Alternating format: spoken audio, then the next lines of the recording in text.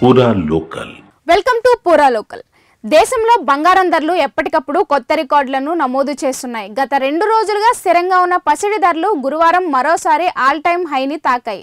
All India Sarafa association ప్రకారం ఢిల్లీలో 10 గ్రాముల బంగారం 1,13,100 వద్ద నమోదైంది.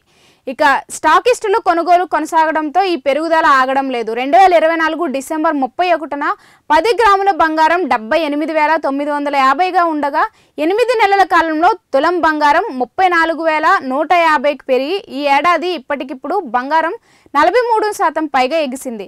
ఇక హైదరాబాద్ మార్కెట్లో కూడా గురువారం స్వచ్ఛమైన 10 గ్రాముల బంగారం 1,13,100కు చేరగా ఆభరణాల తయారీలో వాడే 22 క్యారెట్ల 10 గ్రాముల బంగారం 1,1300 వద్ద లభిస్తుంది.